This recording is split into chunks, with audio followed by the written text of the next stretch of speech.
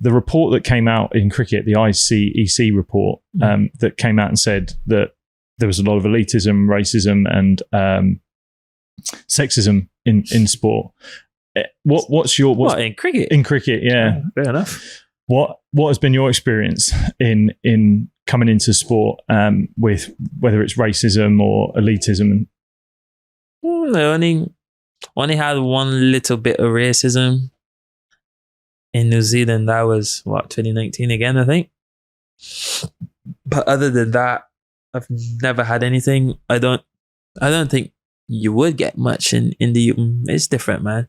I don't think anyone would be bold enough to do it in the UK. I mean, it definitely happens, but I don't feel like anyone would be bold enough to do it at a cricket game. Maybe definitely football, but in cricket, I've never really experienced anything other than what I experienced in New Zealand. And then like Kane sorted the situation out in a matter of hours as well in New Zealand. Yeah. I think New Zealand's probably the last place you expect it to happen as well. Yeah, which is actually wild to think about, just with the culture but I think my opinion of it was the fact that I think the report, while the findings will be true, that sport is only a reflection of society, and to say that there's not elitism, sexism, and racism in society would be false to say. But for one thing, and it's hard saying as a white guy, that my experience here at Sussex, coming into a changing room with people from Caribbean, from India, Pakistan, from New Zealand, all different religions, races, I actually think cricket is one of the best sports for breaking down some of those boundaries. And I think most of the issues lie outside of the game. That's the reason why I'm even here. I was actually supposed to go to Northampton. And CJ called me the night before I got on the train to go out, and he said, he spoke to the coach and he said, come down. Because obviously I had CJ, Salty. I consider Salty black, to be honest. CJ, Salty, Dell, Tamal. I had other mates that were playing in and around the Sussex League as well. So you felt more comfortable. Like, to be honest, Sussex literally, we had like almost like 5 black guys in the team at one point, so it's good. I've seen Kent, they got Deebs, they got Tawanda now as well. Honestly, Tawanda should have been at Sussex. I don't know. I don't know how he ended up at Kent. Was it Eastbourne? Yeah, I'm telling you, I do not know how we missed him, because he's going to be really, really good. Really, really good.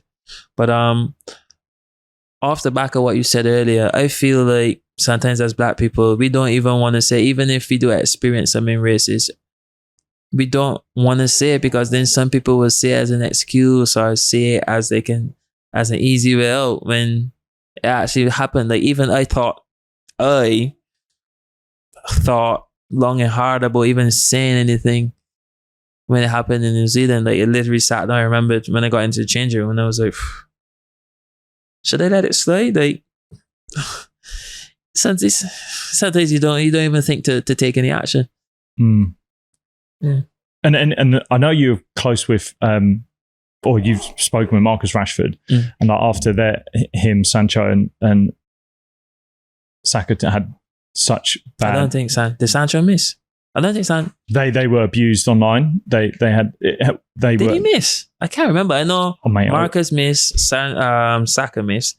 I can't remember if Sancho did, to be honest, because I was there. But what my point being is that they've received a lot of abuse online, and you've been pretty good at calling it out. And I love seeing people calling it out. I think if people are putting something online and they're brave enough to go and write that online, but they never use their own profile. They never use their profile picture.